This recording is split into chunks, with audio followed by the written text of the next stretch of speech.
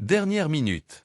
Vinicius Junior est rentré à Madrid et ce matin il va se retrouver face à face avec José Mourinho pour décider de son avenir. Prolongation ou départ, la réponse arrive aujourd'hui.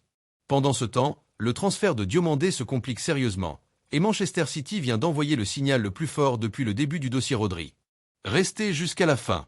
On va tout détailler maintenant. Salut à tous les madridistas, abonnez-vous si c'est votre première fois ici et activez la cloche des notifications pour ne rien rater de l'actualité du Real Madrid. Lâchez un gros like pour soutenir le travail. Merci beaucoup. Commençons par le dossier qui vient de prendre une tournure inattendue et qui commence à inquiéter tout Madrid. Le Here We Go de Fabrizio Romano avait tout déclenché. L'accord semblait imminent. Et pourtant, une semaine plus tard, le transfert de Yann Diomandé au Real Madrid n'est toujours pas officialisé. Et ce matin, la situation vient de prendre une tournure encore plus inquiétante. Voilà où en est le dossier. Le Real Madrid attend depuis plusieurs jours une réponse de Leipzig à sa dernière offre. Leipzig ne répond pas. Selon Florian Plettenberg de Sky Sport Allemagne, le club allemand n'est toujours pas prêt à donner suite. En conséquence, le Real Madrid n'a toujours pas de contre-offre à laquelle répondre. Les négociations sont au point mort. Et la presse madrilène commence à paniquer. Parce que derrière ce silence de Leipzig, il y a une situation encore plus explosive.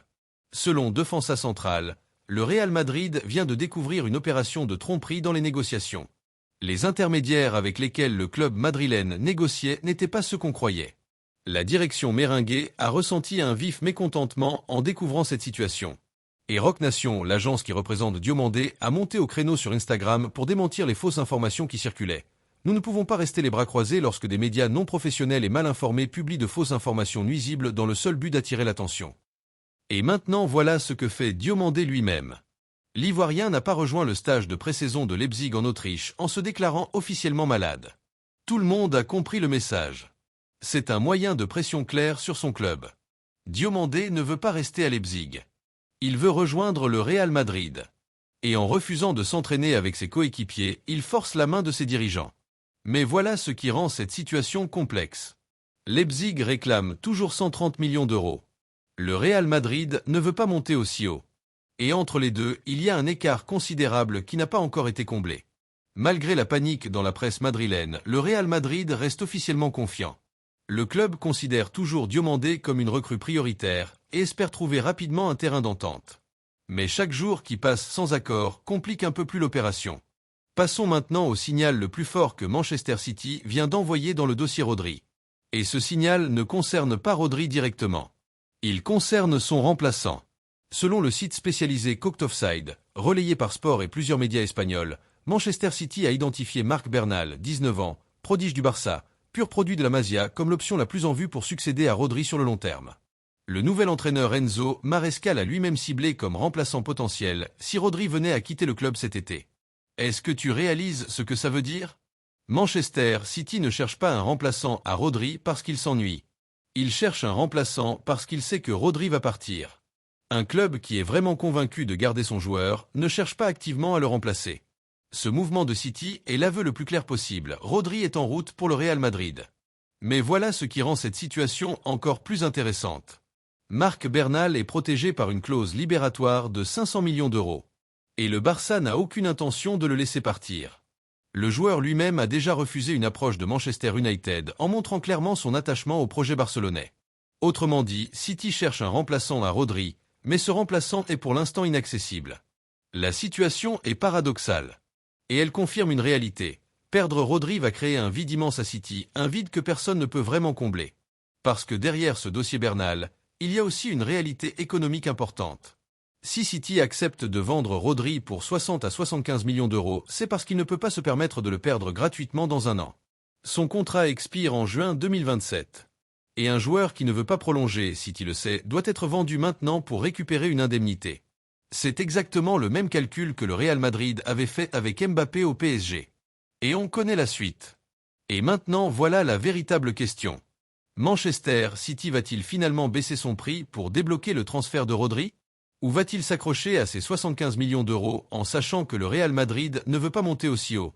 La recherche active d'un remplaçant suggère que City a déjà fait son deuil. Le transfert de Rodri au Real Madrid est plus proche que jamais. Avant de passer au dossier le plus brûlant de cette vidéo, je veux voir combien d'entre vous sont encore là. Lâchez un énorme pouce bleu sur cette vidéo maintenant. Je compte sur vous. On enchaîne avec le face-à-face qui va décider de l'avenir du Real Madrid. L'heure de vérité a sonné. Vinicius Junior est rentré à Madrid dimanche soir. Et ce lundi matin, il reprend l'entraînement à Valdebeba. Immédiatement après, il va s'asseoir en face de José Mourinho. Un face-à-face que tout le madridisme attendait depuis des mois. Et qui va décider de l'avenir du Real Madrid pour les prochaines années. Voilà ce qui va se passer concrètement selon AS et le journal du Real. Vinicius va d'abord rencontrer Mourinho seul à seul. Le technicien portugais va lui exposer son projet, comment il le voit dans son système, quelle place il lui réserve, pourquoi il veut absolument le conserver. Puis Vinicius va rencontrer les dirigeants du club. Et c'est là qu'il devra donner sa réponse définitive, prolonger ou partir. Mais avant d'aller plus loin, il faut parler de l'élément le plus explosif de cette réunion. Vinicius et Mourinho n'ont pas un passé simple. Il existe entre eux un passif que peu de médias mentionnent clairement. En février dernier, lors du duel de Ligue des Champions entre le Real Madrid et Benfica, le club alors entraîné par Mourinho, un scandale raciste avait éclaté. Et Mourinho avait pris la défense de Gianluca Prestiani, accusé d'insultes racistes envers Vinicius. Une prise de position qui n'était pas passée inaperçue. Et qui avait laissé des traces dans la relation entre les deux hommes. Est-ce que tu réalises ce que ça veut dire pour cette réunion? Mourinho ne va pas simplement présenter un projet sportif à Vinicius. Il va aussi devoir gérer une dimension humaine et émotionnelle extrêmement sensible. Est-ce que Vinicius lui fait confiance? Est-ce qu'il croit en sa sincérité? Est-ce que les blessures du passé ont été digérées? C'est peut-être là, dans ces premières minutes de conversation, que tout va se jouer. Parce que selon Foot Mercato, si Mourinho dit à Vinicius qu'il sera son leader offensif absolu, la pièce maîtresse de son projet, celui autour duquel tout sera construit, alors la balance pourrait pencher vers une prolongation. Mais si Mourinho lui fait comprendre que Mbappé est le joueur numéro 1 et que Vinicius doit accepter un rôle de deuxième star, alors le Brésilien pourrait être tenté de chercher ailleurs un projet où il serait le patron incontesté. Et maintenant voilà les chiffres qui séparent encore les deux parties. Le Real Madrid a monté son offre de prolongation à 20 millions d'euros net par saison, contre 18 millions d'euros net actuellement dans son contrat. Une progression réelle, mais insuffisante selon l'entourage du joueur. Et le Real Madrid a été clair sur un point non négociable, Vinicius ne gagnera jamais autant que Kylian Mbappé. Peu importe ses performances. Peu importe son importance dans l'équipe. La hiérarchie salariale ne sera pas modifiée. Parce que derrière ce blocage financier, il y a une question d'orgueil que personne ne peut vraiment résoudre avec des arguments sportifs. Vinicius était la star absolue du Real Madrid avant l'arrivée de Mbappé. Il avait remporté la Ligue des Champions, le FIFA Best, le Ballon d'Or. Et l'arrivée du Français a changé quelque chose dans l'ordre des choses, pas dans les performances de Vinicius, qui restent exceptionnelles, mais dans la perception de sa place dans la hiérarchie du club. Ce n'est plus lui le numéro 1. Et accepter ça, pour un joueur de son ego et de son statut, c'est peut-être le sacrifice le plus difficile de toute sa carrière. Mais voilà ce que Mourinho peut lui offrir que personne d'autre ne peut lui promettre. Une place dans la plus grande équipe du monde. Des coéquipiers comme Mbappé, Bellingham, Diomandé, Valverde, Bernardo Silva et bientôt Rodri. La possibilité de gagner la Ligue des Champions et la Liga sous les ordres du meilleur entraîneur des grands matchs de l'histoire. Et une légende encore plus grande que celle qu'il a déjà construite, parce que les plus grands joueurs écrivent leur histoire dans les clubs qui gagnent, pas dans les clubs où ils sont les stars incontestées. Et de l'autre côté, Arsenal attend. Avec une offre qui pourrait faire de Vinicius la star numéro 1, le joueur le mieux payé, le visage absolu du projet. Mais Arsenal n'a jamais remporté la Ligue des Champions. Et Vinicius, lui, l'a gagné 2 fois avec le Real Madrid. C'est précisément ce dilemme que Mourinho va exploiter dans cette réunion. Pas les chiffres, pas les salaires, mais la question fondamentale que tout grand joueur doit se poser à un moment de sa carrière. Tu veux être la star d'une équipe ordinaire ou un champion dans la meilleure équipe du monde?